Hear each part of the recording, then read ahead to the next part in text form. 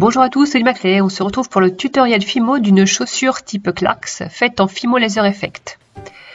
Pour faire ça, j'ai utilisé ces espèces de petits pochoirs que j'avais trouvés chez AliExpress et qui est constitué de 4 parties, donc la semelle, le devant, le derrière et la petite languette.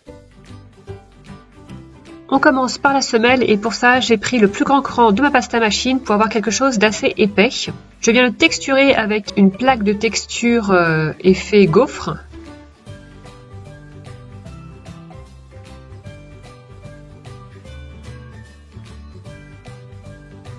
Ensuite je viens découper selon le gabarit de la semelle.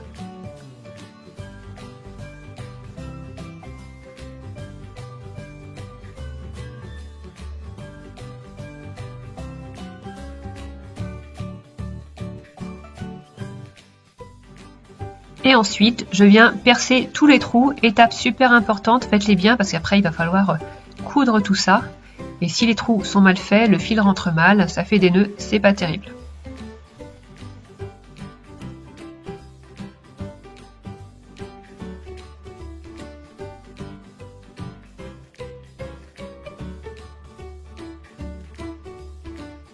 Je viens ensuite faire le talon de la chaussure et du coup je découpe seulement le bas de la semelle, pas la peine de faire les petits trous puisque ce sera une partie que je vais coller.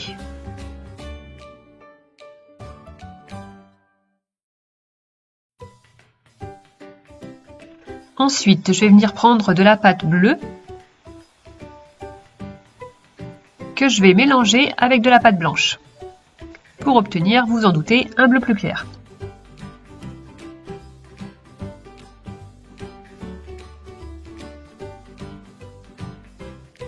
J'étale très finement la pâte obtenue et je découpe l'avant de ma chaussure avec le gabarit correspondant.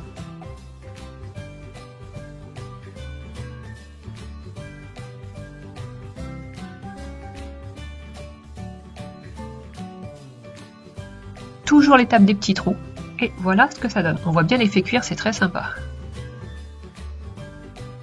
On vient faire ensuite l'arrière de la chaussure, toujours dans de la pâte très finement étalée, et là j'ai pris le bleu de départ sans mélange avec du blanc.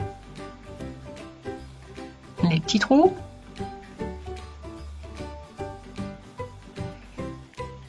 Et ensuite j'ai décidé d'ajouter un petit peu de motif. J'ai pris un tampon, de l'encre,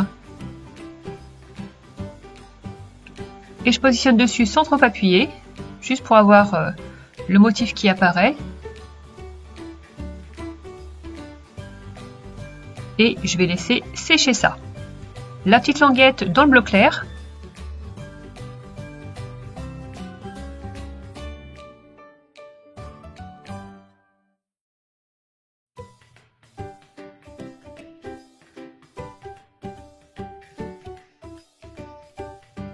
Et ensuite on fait cuire tout ça 30 minutes à 130 degrés.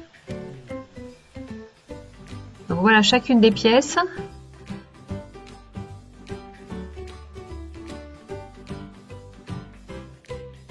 Et ensuite, on passe à la partie couture. Donc il faut bien positionner les petits trous les uns en face des autres pour pas se planter. Et puis après, c'est parti. C'est la partie qui est un petit peu longue, un petit peu fastidieuse, ça rentre pas forcément bien. Des fois, j'ai dû refaire les trous avec une perceuse. Voilà, et je vous laisse regarder la suite.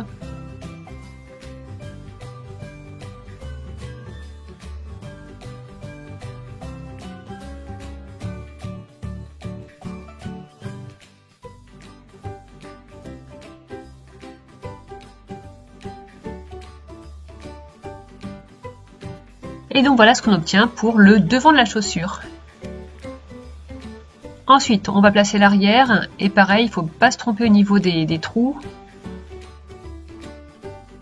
Donc ça chevauche un petit peu avec l'avant, c'est normal.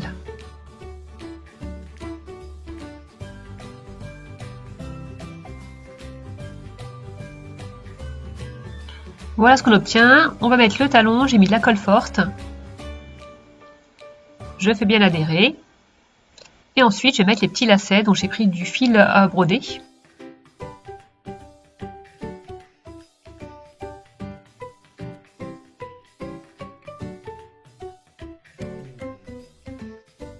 Et je viens faire le petit nœud.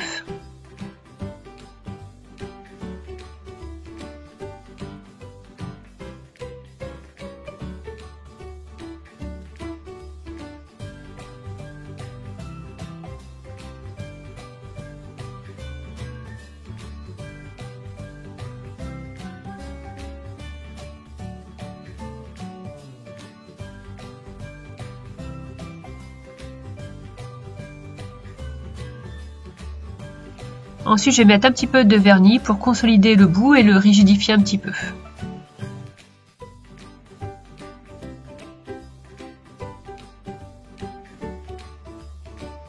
Voilà, c'est une création que j'ai faite il y a un petit moment. En fait, vous l'avez déjà vu sûrement sur mon compte Instagram, mais j'avais pas encore fait le montage vidéo.